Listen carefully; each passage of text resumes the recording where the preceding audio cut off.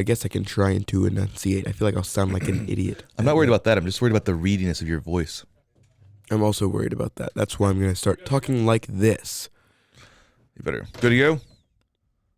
Yep, we got a thumbs up from Mike. Thank you, Mike. All right, let's just get right into it. Let's try and do this in 3 segments.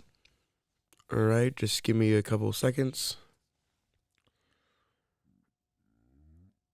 Pardon me.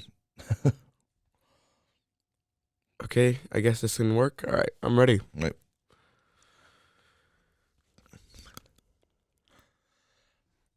Hello and welcome back to another episode of The Kid Stays in the Podcast. I'm your host, Trey Cooper, and joining me today is... Solomon Cooper. Good. That's actually a really good one. It's on point. The audience may not know it's on point, but they soon will. Mm-hmm. Yes, joining me is Solomon Cooper, and today we're going to be discussing a movie that I'm not going to lie, kind of came out of nowhere, and, well, I almost said something inappropriate. Slapped us in the face. We won't say with what. I can, yeah, all right. But yes, the movie is called Barbarian. Barbarian. It's been on our list, I'd say, like, because it's been like we were trying to watch it, just couldn't really find time. And we were kind of like in a huge movie drought for a while, and this movie kind of like brought us into a nice, fun place to be.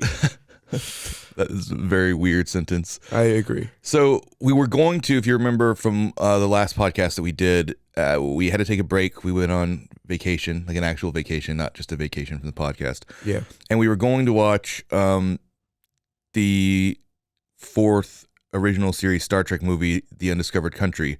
However, weirdly, the Cinemark here skipped that movie. So we weren't able to do that. We'll still watch it at some point. But anyway, we hadn't seen Barbarian. And like Solomon said, he said it'd been on our list. I don't know if I'd go that far. Well, I meant like we had seen it in the theaters and we were like, oh, we're going to watch that. But then we were recommended it a bunch of times. But I wasn't, from the trailer of the movie, I wasn't really that interested in seeing it.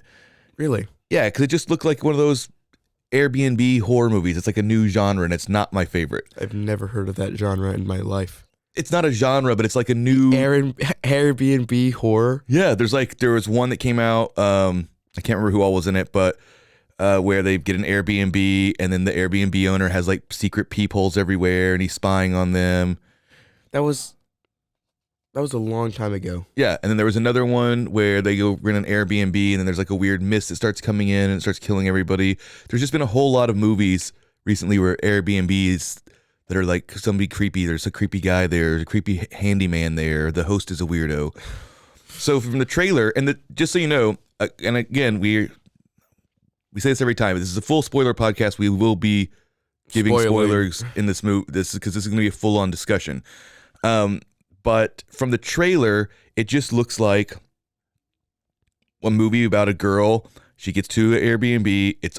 Someone's already there. He's already booked it. And then she makes the decision, kind of because she has to stay the night with him. And then he starts being a creep. You know what I mean? Yeah. That's what the trailer looks like. Very understandably, the trailer does not want to give away what this movie is really about.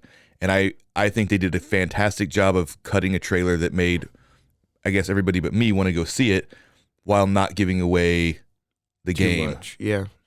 A lot of curves and turns and twists this movie had. Yeah, really clever by having well, why don't you just give a quick synopsis of the setup? It's been of the setup. Just the setup of the movie, yeah.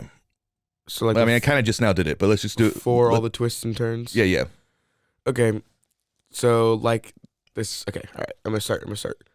It's been a while, Dad. You're gonna just throw me into the plot synopsis deep end? Well, I think it's been a long time since people got to hear one of your plot synopses. It has. That's the issue. Okay. A woman is it Detroit? Yes, Tess. Played by who was her name? Georgina Phalange. That's Regina. I will find it in just a second. Just let me do this plot synopsis. Okay, so Tess is a woman named Tess is in Detroit for a job interview. She has booked an Airbnb, but there is a man who has already had Airbnb they had booked it on a different site. So there's like a mix-up, and then they end up staying the night together, and kind of hitting it off, and And they have Yeah. they have a bunch of good reasons why she would stay there with a stranger. Like, first of all, she confirms that he did in fact book the Airbnb on the same date. He Yep. wasn't just lying. There's a conference in town, so she's not able to get any hotels. Yep, And they're in a very, very bad neighborhood shady in Detroit. part of town. Yeah. Yeah. And So yeah, go ahead. I was just saying that was my plot synopsis. Yeah, so that's the setup of this movie, and they did something fantastic. So can you look up, because I don't want to get her name wrong, because she really was really great. We had it pulled up. It was in my head. But the person who's playing the male, Georgina Campbell. yeah, Regina Campbell. She's Georgina. Georgina Campbell. Yeah, she's fantastic in this. But her male counterpart is played by Bill Skarsgård, which is perfect casting because Bill Skarsgård, he plays Pennywise. Yeah, he's giving you that creepy, just Yeah, he's just like a bit he's an off-putting. attractive, charming guy. He was in a horror show that Netflix. It was Netflix's very first original series called like Holly Glover or something. Hemlock Grove. It was about werewolves and vampires. I actually really liked it, even though it was Horrible. It was. You should watch it sometimes. It's like a rated R Twilight. soap opera. No, not like Twilight. It's scary. Okay. Like it has one of the grossest werewolf transformations that I've ever seen. Really? Yeah, it's pretty disgusting. But anyway, he's in that, and he's like plays like a character's. He's attractive, he's charming, but there's also something obviously weird about him. Yeah. So in this, he plays a much more charming guy, but just because it's Bill Skarsgård, it automatically makes it a bit creepier. Yeah, like there's just something about him. Like his face is almost like gray. You know what I mean? I guess. Like he looks just kind of like a bit weird. He doesn't look like a natural. He doesn't look alive. Well, I don't know if I'd say that, but also, No, I'm looking at his photo right now. also he's not American, right? Look at him. So, well, yes, in that picture. But I feel like that's what he always looks like. I was just gonna say that I think that the way that he speaks with an American accent, and look, maybe he does have an American accent at this point, and I'm just reading too much into it. But the way he has to speak with an American accent makes his delivery kind of flat. So there's always something that feels like somebody pretending to be a human being. But anyway, so the whole night, weird things start happening, right? Tessa's door opens. She thinks it's him. He starts screaming in the middle of the night. So you really think the mystery is going to be revolving around. He wasn't screaming, was he? Yeah, she goes into the room to see what's going on because he's like screaming in his sleep. Oh, I thought he was just like making like grunting, moaning noises. And like screaming. I thought he only screamed when he woke her up, but okay.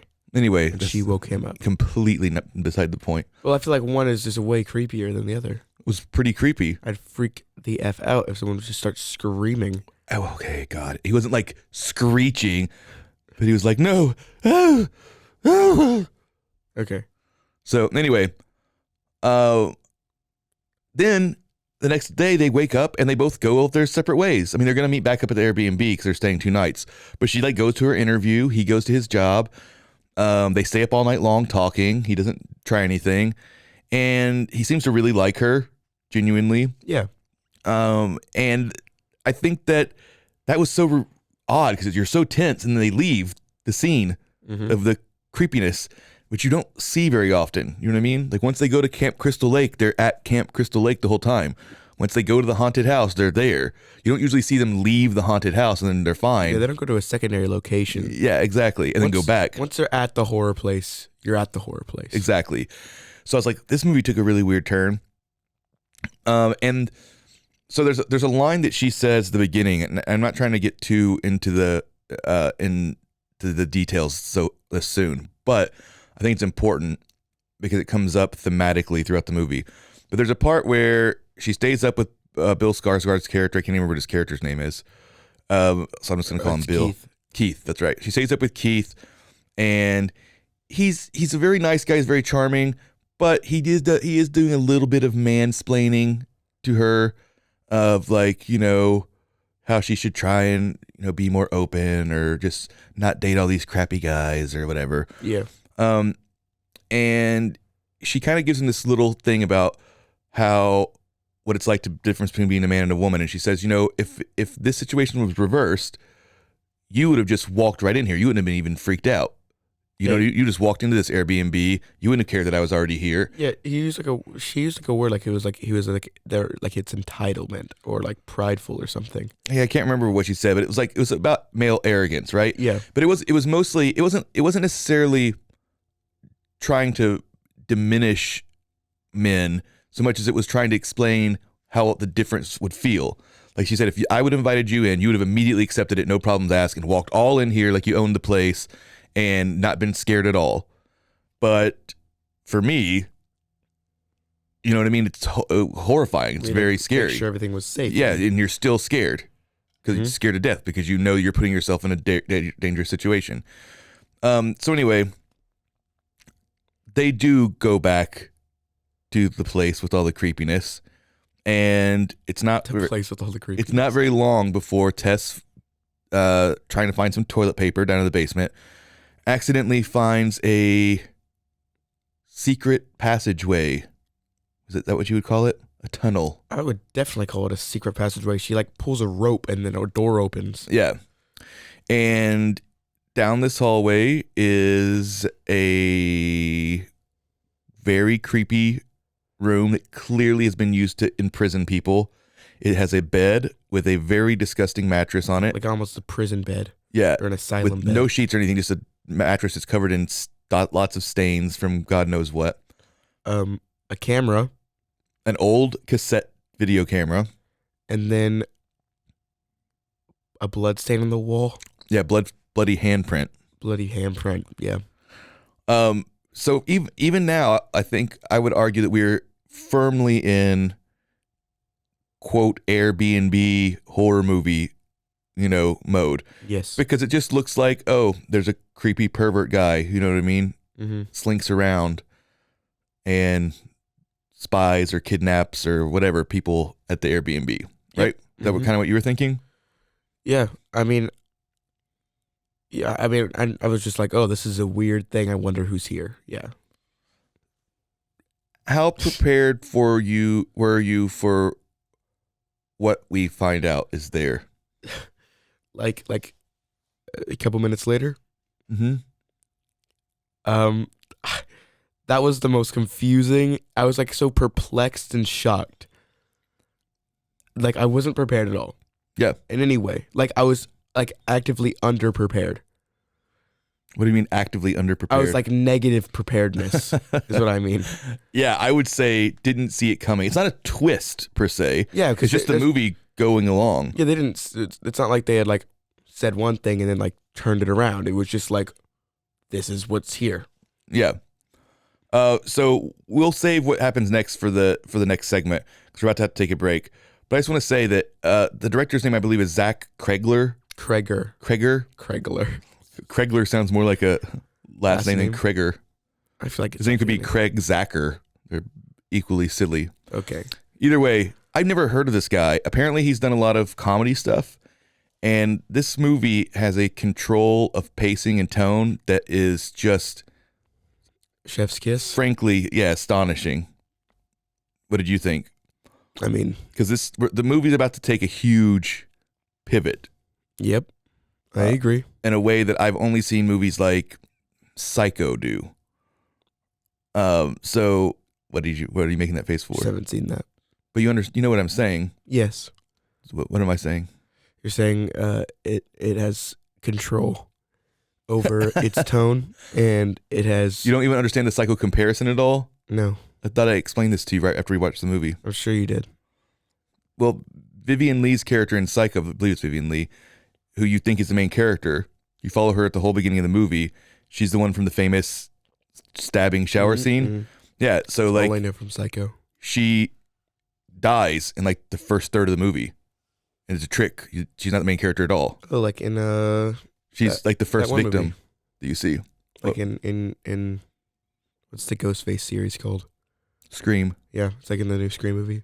No, it's not. It's more like this movie. Okay, well, I'm just continue. Like where there's a huge pivot because then it's like about all these other characters, and But Scream, it happens in the pre-title sequence. That's not the same thing. Sure, it's a red herring because Drew Barrymore, she's not going to die. Yeah. But still, that's just the first kill in the movie. This was like somebody who was the main character for the whole first third of the movie, and now she's just not in the movie anymore, and now all these new characters are in it. Yeah. That's not us saying that she dies, though. Yeah, and you are saying, so bring up the control. Bring back the control. Bring back the control. Yeah, because you said it takes a lot of control and whatnot. Of tone. Yes. Yeah. I just choked. Well, we had to take a break, so we're going to take a quick break and hear from our sponsors, and we'll be right back to finish our discussion of Barbarian.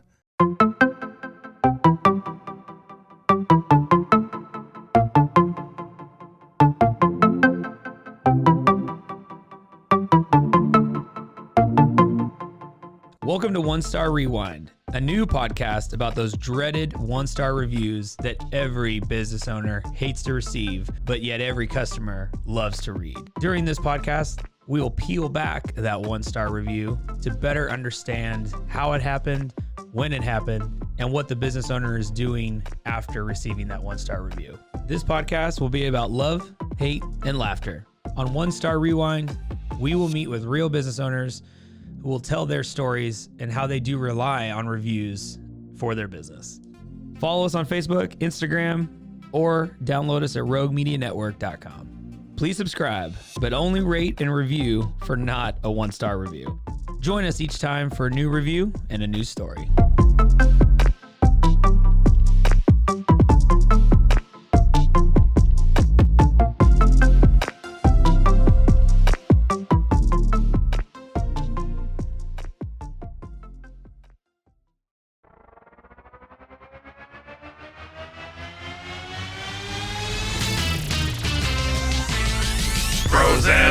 Pros and heroes. Gonna tell you about pros and heroes. Gonna tell you about. Hey, I'm Zach. And I'm Mike. And we have a fantastic new podcast to tell you about.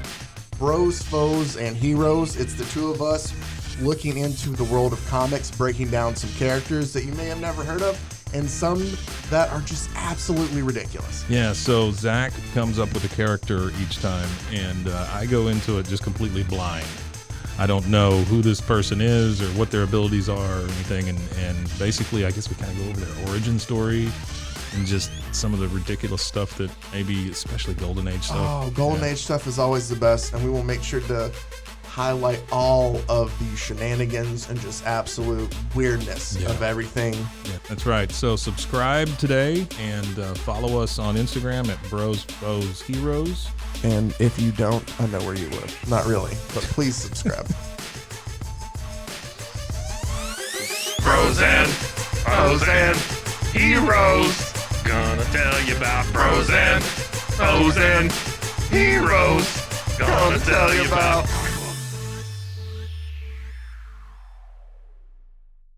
Welcome back to the Kid Stays in the Podcast and our discussion of Barbarian.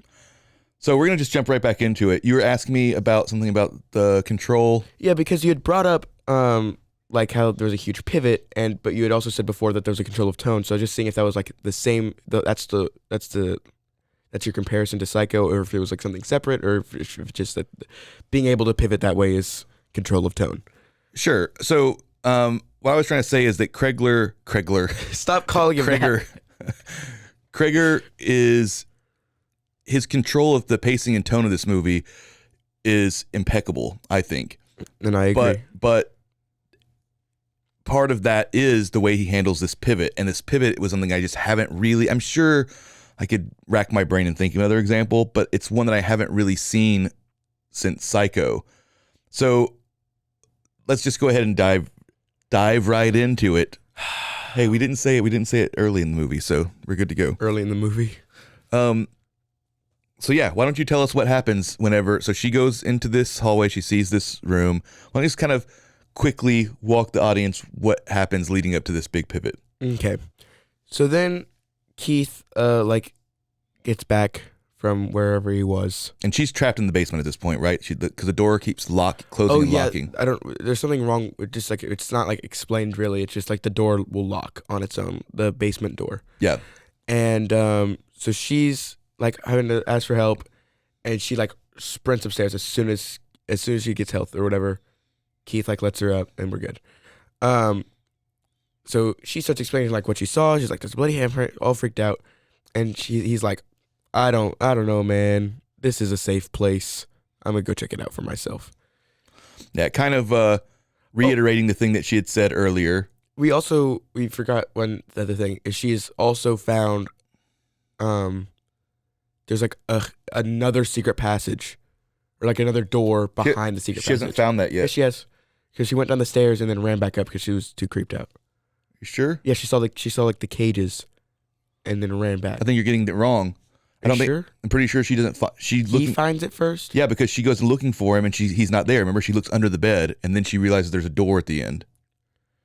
So she goes halfway down, freaks out, goes up, is just gonna leave, but then she's like, "Oh, I probably should go see if he's okay." All right, my fault. Sorry, viewers / listeners, I messed it up. But I think the important part here is that he doesn't believe her that it's something so freaky. He hasn't seen it yet. Yeah, he's obviously not scared. It just kind of goes back to that thing about how men can be basically walking almost privileged by just not having to be afraid all the time. Yes. So then you might end up walking into a situation where you might think it's kind of creepy, but you're not afraid of getting murdered. You know what I mean? Yeah. I did say to Solomon, though, while we were watching it, that I feel like the movie really overstates its case there, because I would have been freaked out as she was if I found just the first room, let alone a second, even creepier, darker tunnel. Yes. So anyway, I don't want this podcast to be about just recapping plot points of the movie, or just describing the plot of the movie in real time. So you asked me to do that. I don't know. I know. I understand. So I'm just saying, let's speed it along. So Bill Skarsgård, or Keith, he goes down to check out the room himself, but he never comes back up.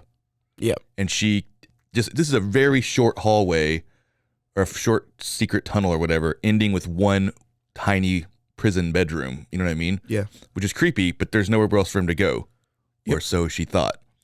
So continue. So then we find this big, long hallway down. It's a big black, like. But there's like another secret door behind the secret door. Yeah, but this one's more like it has like a handle, right? It looks like a wall. I was actually kind of confused that everyone kept being surprised that it was not a door, because it looked very doorish to me. Yeah, I thought so as well. But yeah, it's supposed to be just like a wall. Yeah. So then she goes down. There's like some cages, like not as she's going down, but like she gets down. I don't feel like you're really doing justice how creepy this tunnel and stairwell is. I'll do it now. She's walking down. Oh, it's so dark and dungy.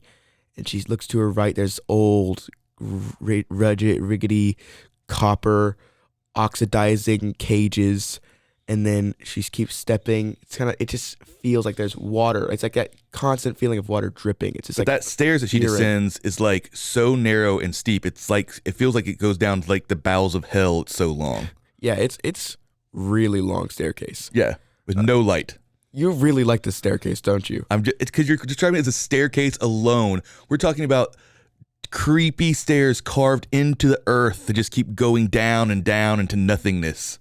Yes. Calling it a staircase sounds like something that you use to get to your apartment. So she gets down past the cages now, and it's really weird. It's like a cave. It's like a miner's cave. Like you can still see like wood, like supports. Yeah, every now and again. It's like these weird. It feels like a handmade mine almost, like a amateurly made mine. It's almost like a mine shaft from Minecraft. Sure, but super creepy. But yes, way creepier, because it's like the stone is black. Yeah. There's like no lights really, and there's just like random. It's just like a room, and then you go. It's not even a room. It's just a square. Then you walk forward, and then a room that's just playing like old baby videos. It specifically is playing. Yeah, so the room that she walks by is the only room that has light. It's like how to be a mother. It's how to breastfeed. Yeah. Very specifically. Well, yeah. It's how to breastfeed, how to get your baby to latch, and it's just playing on a loop in this room just covered in It's disgusting. It's like it looks like almost like a pallet made by a giant bird. It's like a nest / pallet. It's just a bunch of blankets and Afghans. and it like completely shifts the whole vibe of like the area that you were in. It's like bright pink light. This is where I want to just stop for a second, because this is something I would say is incredibly well executed shift in tone. So when she's exploring down here, it's just normal, bog standard, like it's well done, but bog standard, creepy, exploring a creepy place. It's pitch dark. You know what I mean? Anything can jump out at you. But as soon as she just comes across this room with this breastfeeding, how to get your baby to latch on video with all these gross quilts and everything, and like you said, it's painted pink, like almost like a kid's room. Yeah. This very subtly lets you know how much the movie's about to shift your expectation, because now we've moved from straight up realism horror movie into something closer to kitsch. I don't know if that's the right word, but camp maybe. Okay. Like what would you say the pivot there would be for you, like emotionally, from you're exploring a place, this feels very real, to all of a sudden a weird 1980s room playing a 1980s breastfeeding video, like something. I don't know, man. Like for me, it was just like I like we had seen it like as an audience, and I was just like, that's weird, and I kind of just like brushed it off, you know, like how I would in real life. I was like, oh, this is a creepy room, but I mean, it doesn't match anything else. So I kind of just like was just like, okay. Can we say that at least chip on my shoulder? We move at That's that not the right word. We move at that moment. Yeah, it was not. I meant I was brushing the chip off my shoulder. I think we move at that moment from the real into the surreal. Yes. You know what I mean? So anyway, she starts hearing, she's yelling for Keith. He finally starts responding. He's obviously in a bad way. In a bad way. That he's like. That's why she keeps going down the stairs, by the way, is because she's calling her name and like, or his name, and you can like feel like Yeah. She hears him screaming, and then he starts responding to her, saying like, help, come closer, whatever.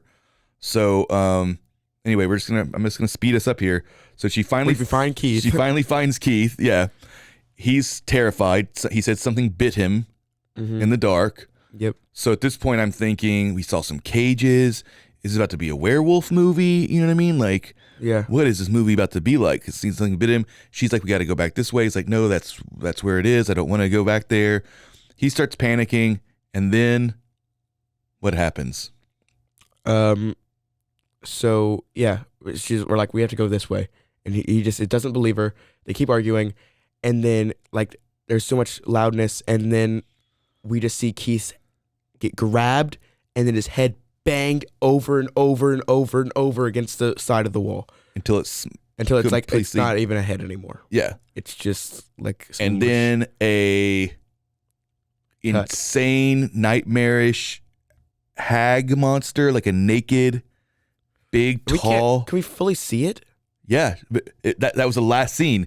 The hag monster lady, and this is a huge, tall lady that's naked, and I keep calling her a hag, but she looks like a giant, creepy, tall water hag. Like a water hag, yeah. And she like just, her face fills the entire screen, and she screams, and then it cuts to black. Yep. So it was like, hey, that whole first beginning of the movie was a psych out. This is not an Airbnb movie. This is not a realistic horror thriller. This is not a home invasion thriller. This is not a man stalks a woman. This is a straight up, there's a monster in the secret basement movie. Yes. So this cut is the pivot that I was saying. Is like Psycho. This was really weird. I was grateful for it because I hate being in uncomfortable, tense situations, and I was like, oh, I'm safe again. You know, we're in daylight now, and we are in a car with a man. You're getting bogged down just describing plot details. Yes, Dad. And who is this man? So we pivot to Justin Long. His character's AJ, I believe. Yeah, AJ, but played by Justin Long, driving in Los Angeles, sunny Los Angeles, in his convertible, singing along to some song that I have never heard before, but I really Liked it. I really did, but I can't even remember how it went. But yeah, so huge pivot. This is a character we've never seen before, and we're at least halfway or a third of the way through this movie. Yep. And he's talking to his agent, they're basically informing him that he's about to get fired. He's a looks like a semi-successful or pretty successful Hollywood writer or producer guy. Seems like a writer. And he basically is being Me Too'd. Yeah. He's been Me Too'd. It happens in real time. Like, we watch it happen to him. He gets fired, loses everything. So at first you're like, what does this have to do with anything whatsoever? But it turns out that the only assets that he has he can liquidate to try and pay for this lawsuit, the sexual assault lawsuit, and it becomes more clear throughout the movie, but he's not just getting accused of making they tell us at the beginning. He's getting accused of raping somebody. Yeah. I think a cast member on the show. So to fight this lawsuit, it turns out the only assets that he has are a couple of, coincidentally, Airbnbs up in Detroit, Michigan. Yep. So he flies up to Detroit to try and sell these properties. And this is such a great pivot because Justin Long also is known for a very specific type of movie. What would you say you know him from? New Girl. New Girl? Instantly. That's literally all I know him from. I can't think of anything else off the top of my head. Maybe I know him from something else. Well, New Girl is a great example of what kind of characters that Justin Long played all during my high school, right? Yeah. He was in like American Pie. He always played that kind of character, but he played a dorky, charming character in like sex comedies, like high school sex comedies. And then more recently, he has done some horror, but it's usually very campy. What is going on? What do you mean? Why are you making that face? Just like widening my eyes? You just widened your eyes and raised your eyebrows and stared off into the distance. Just thought I saw a monster. Such a weirdo. But yeah, Justin Long has started making some horror movies, but he made one with Kevin Smith where he gets turned into a walrus. Like, what? Yes. So as he's gotten older, he's basically started to play this kind of a smug LA douchebag, let's say. Yeah. So if he's not playing his charmy, quirky thing, which he's kind of aged out of, you can imagine. He's kind of been playing this LA douche bro character that something happens to him. But the movies have been very campy. So I would say perfect casting. This is probably maybe the best performance I think Justin Long has ever given in a movie. Okay. How did you think? What did you think about him? I don't have any other comparisons for him other than New Girl. But what did you think about his performance in general? You don't have to compare it to anything. Oh, well, I thought he did amazing. Spectacular job. I thought you were going to say this movie has like one of the most perfect casting.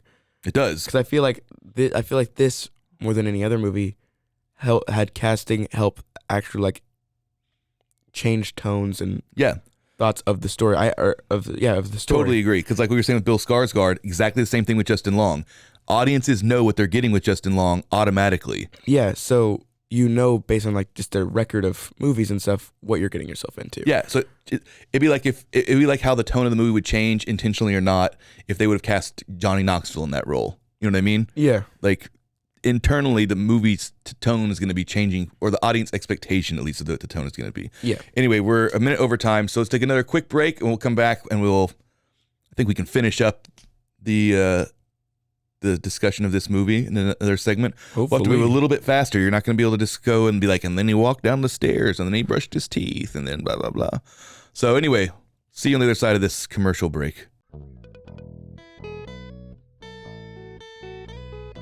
Hi, this is Sarah, And I'm Carter. and this is Some of Our Thoughts. We're two Southern sommeliers, and we want to share everything we love and know about wine. We started hanging out during quarantine and cooking and drinking and listening to music, and we just thought this would be a great way to bring everything we know to you guys. We will make wine knowledge and food pairings easy and approachable. So put on your favorite vinyl, grab your favorite glass of wine, tune into our show, and let's have some fun. Wine and vinyl. So check us out on roguemedianetwork.com or wherever you get your favorite podcast. We'll be talking about a lot.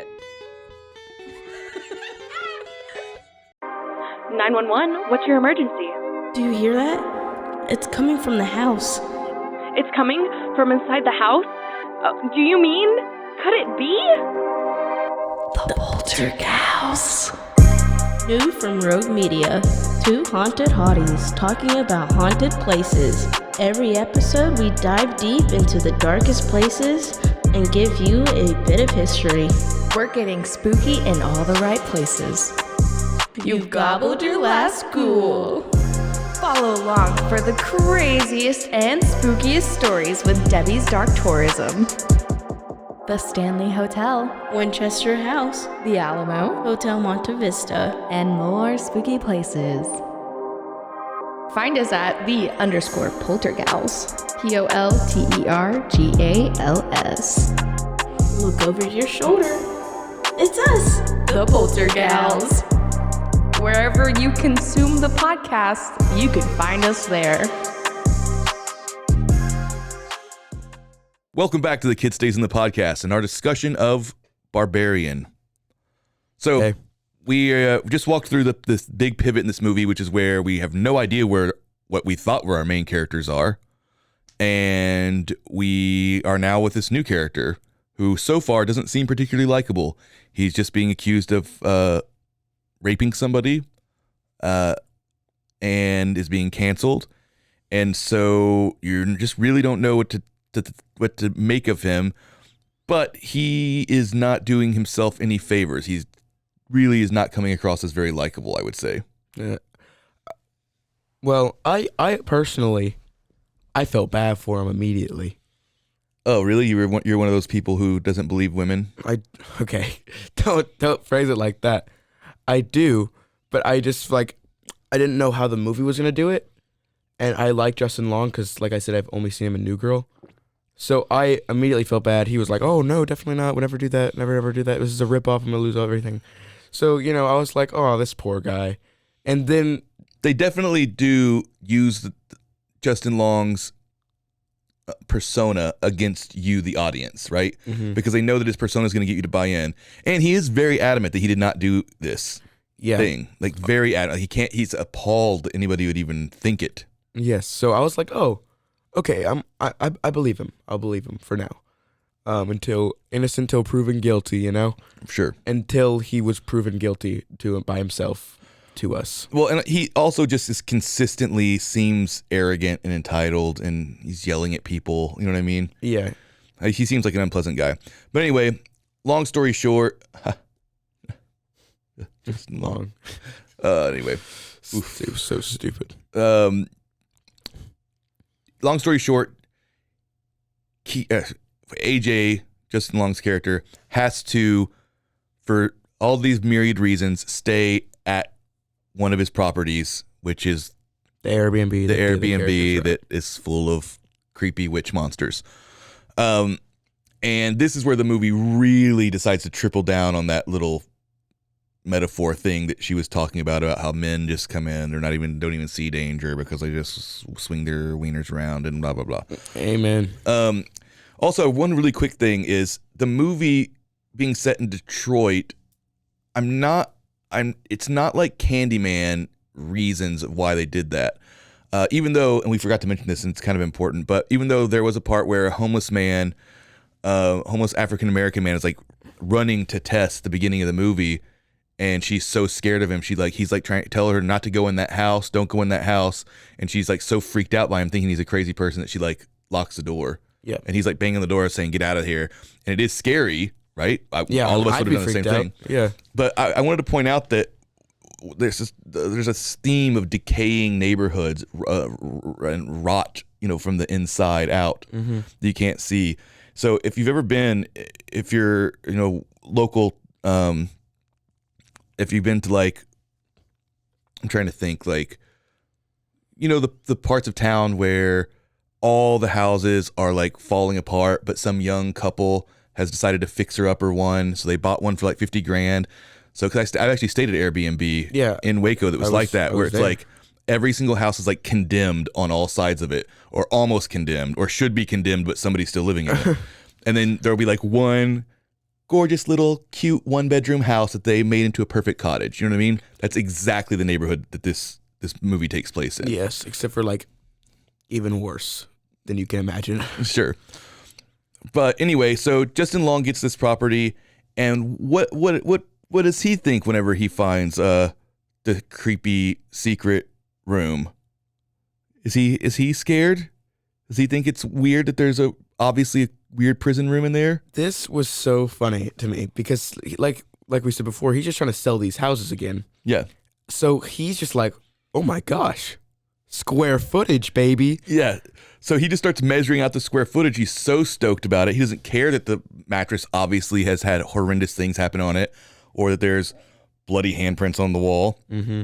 And then he's even more excited when he finds out that there's stairs. a creepy staircase to hell.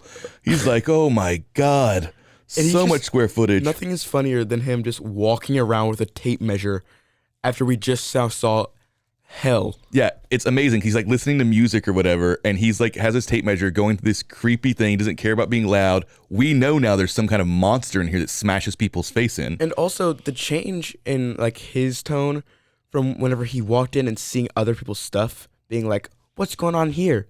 Who's at my house? To him being like, oh my gosh, more money. Yeah. Was just really funny to me. Yeah, he never tries to find the people that might be there because their suitcases are all still there. Mm-hmm. He's just like annoyed that the house is being rented out.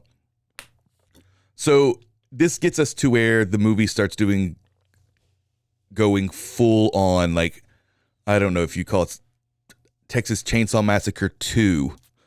Not specifically Texas Chainsaw Massacre 2. Like, Justin Long gets captured by the big water hag lady. She's really tall. Yeah, she's huge. And he gets thrown into a cage where Tess is, and she's still alive. And then the lady comes bounding over there, and it's thrust down the world's grossest giant baby bottle. So this baby bottle is the worst thing anyone's ever seen in their whole entire life. That's the worst thing I've ever seen. It feels like big, right? It's huge, yeah. It is really big. That's not just me. Okay. She gives you this huge, massive baby bottle, and the nipple is like covered in hair. Covered in hair. It's like, so gross. It's nasty. So Tess is like, drink it right now. And he's like, no, thank you. Yeah, she's like, she's like, she thinks we're her babies. Yeah, so Tess nicely explains to us what's going on. And so Justin Long's not about to be putting that. He doesn't want it. He doesn't want to suck on this nipple. So Tess does it perfectly fine.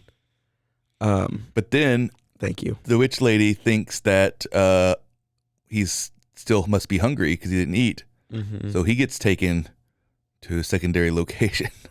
Yep. So anyway, pink room. He gets dragged away, kicking and screaming. We don't know what's going to happen to him.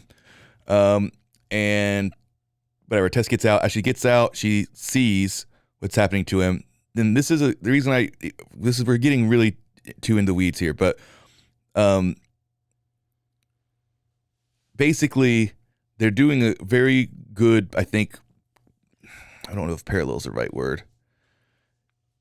I thought it was a clever juxtaposition between the fact that he's been accused of, raping a woman. That's not how he would describe it. He was just like coercing her, just whatever. Well, he wouldn't even say coercing. He was just like, come on. She needed some coaxing or whatever. Yeah, so that's what he's saying. Well, we cut over, she sees him, and this lady who's been watching these breastfeeding videos nonstop, she's trying to forcibly breastfeed Justin Long. Which is also, keep in mind, very hairy. It's very disturbing. It was one hairy nipple to another. You don't need to say nipple so many times. Well- No kids are going to be allowed to watch this, listen to the podcast. What do you mean? I mean, it is about an R-rated movie. But no, this is a very disturbing scene. But I want to also be clear. The scene before, when you walk into this room with the breastfeeding video playing, like I said, the movie is already starting to turn into a different kind of horror movie, a little bit campier. At this point, we are full-blown in gonzo campy horror mode. You know what I mean? It's disturbing. You are disturbed. You are kind of freaked out. But like I said, it's Texas Chainsaw Massacre 2. It's not Texas Chainsaw Massacre 1. It's a weird inbred family. The aggressive scene of somebody trying to forcibly, this giant monster lady trying to forcibly breastfeed them. Even to say it out loud is crazy. Giant monster lady forcibly breastfeeding. Yeah, so needless to say, Tess was able to get out. She tries to call the cops. They don't believe her. There's a whole nother message about cops there that I think maybe the movie was taking too many steps, taking on too many themes. Sure. I felt like that kind of weighted the movie down. I forgot she called the cops. Yeah, then the cops just act like she's crazy. They kind of skip over any racial tensions, which I can understand because that would have bogged the movie down even further. So it's more just about how cops in general dismiss people in low-income neighborhoods. Yeah. And don't care about them. But yeah, at this point, the movie's gone so full camp that felt like a little bit heavy-handed, but easily forgivable. But yeah, the point is, she goes back to rescue him, and this is where they do a great job of deconstructing AJ, aka Justin Long's character, and kind of male psyche in general, or the fragile male psyche of abusers. You know, because there's nothing wrong with Keith; he didn't do anything wrong. Mm-hmm. Justin Long finds, well, let's not spoil all the twists in the movie. We don't have time to do that anyway. But Justin Long finds a gun, let's just say, when he's escaping. And Tess finally is like, I'm just going to have to go rescue him myself. So even though she's terrified, she goes back down there to try and rescue him. And he shoots her. Yep.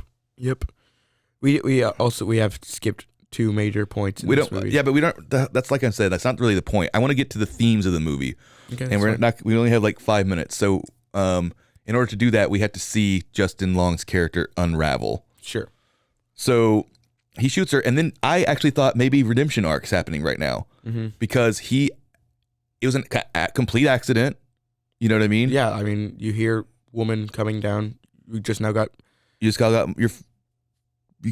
abused. Yep.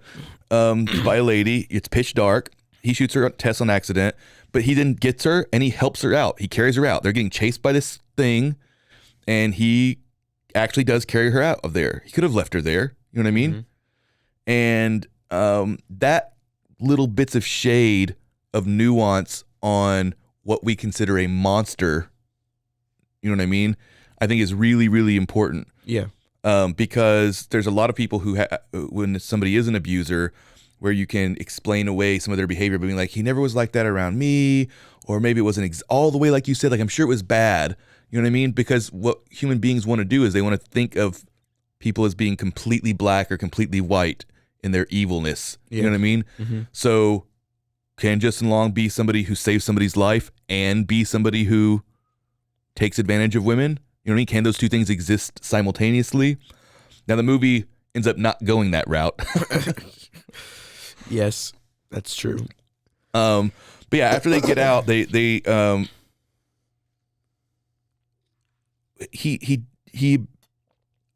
abandoned her at one point. So they get to the homeless man. Yeah, they get to the homeless guy and he helps them, but like I feel like he at some point abandoned her. He does. I know, but I thought he did it twice. Was it just once? He did it once. Okay. So yeah, the homeless man helps them, tells the lady he's going to come out, and then Justin Long has a great scene where he basically just breaks down and says like, am I really a terrible person? Mm-hmm. But even if I was a monster, I am not going to be that anymore. Is that kind of how, would you say how it went? Yep. Mm-hmm. Yeah, he's like, even if I was, he's like, I don't know, and he's crying, and like it's weird because you shouldn't be feeling sorry for somebody just because they feel bad about being a rapist. Yeah. But he's like, even if I used to be a monster, I'm not going to do that anymore. And this is immediately followed by them getting attacked, and Justin Long not just abandoning her, but pushing her off of a building to try and. Yeah. So this monster like breaks through the wall. We have 2 minutes, just so you know. And he immediately, without even a second of thought, is just like gone. Yep. Instantly. So she follows him up to this like water silo, or just regular silo. Doesn't matter. It follows him up to a high place. Yeah. And the monster comes up, and she's like, "Oh, here's your baby." Just pushes her right off the cliff. Yeah. So putting those two scenes back to back was just perfect. You know, you have this emotional scene where you're just about to be on his scene. Almost I feel like 3 scenes almost, because we just watched him save her. Yeah. And then say the speech, and then push off a cliff. Yep. And then you realize what the movie's actually doing is, and I think both methods would have been interesting, but what the movie's actually doing is it's showing, yeah, he saved her, but only after he shot her. You know what I mean? Mm-hmm. Mm-hmm. And in every single situation, he's the victim, because even then when he finds out that she survived the fall, he's like, you know that I didn't mean to do it. You just slipped. He's like gaslighting her still. He's still doing the same crap. And it doesn't matter that he's getting pursued by a giant monster lady or whatever. Yeah. So anyway, this, for a movie that's directed by a guy, has some pretty profound feminist themes going through this movie. I mean, the monster woman was created by a actual monstrous man who was a murderer and a rapist, and then inbred until she became what she is, and all she wants to do is be a mother, but it's turned into this disgusting, you know what I mean, whatever thing now. Yeah. So there's a lot of great themes in this movie that's also campy, that's just fun. I mean, we probably didn't make it sound very fun. It was really fun, though. It is one of the most fun horror movies that I have seen this year, and probably is going to be like in my top 5 of this decade. Yeah, it was great. Can I just say one thing? Yep, 20 seconds. That I really liked. There was just something about the cinematography that I did want to ask you about at some point, but we just like didn't really have time. But they constantly used like perspective and stuff, like just in the bathroom. You know what I mean? They kept focusing on like toothbrushes and stuff, and I don't know why, and I didn't fully understand it, and I just wanted to ask about it at some point. Well, I think at the beginning they're focusing on like little mundane details. You know what I mean? Like little things that you see every day kind of lull you into a sense that this movie is going to be really realistic. Yeah. I really think that's what he was kind of trying to do there. Because I loved it. I thought it looked great, and you got like it was just like constantly like this thing in front of you, this thing in front of you, then the person, and then the thing behind them, and it like focused on all of those. And I loved it, and I just felt like I wanted to say something about it because it was great. Well, we're out of time now, but I do agree with you. I'm going to say that I'm going to give this movie 9 out of 10 bloody handprints. Nice. I'm going to give this 9.5 hairy nipples. Gosh, you just had to say nipples again. Okay, but the thing is, the first couple times I said nipples, it was the actual term of... Oh, it's always the actual term. Bottle nipples. All right, well, that's our show. Thanks for tuning in. Bye. Follow us on Instagram at The Kid in the Pic and on RogueMediaNetwork.com. Till next time.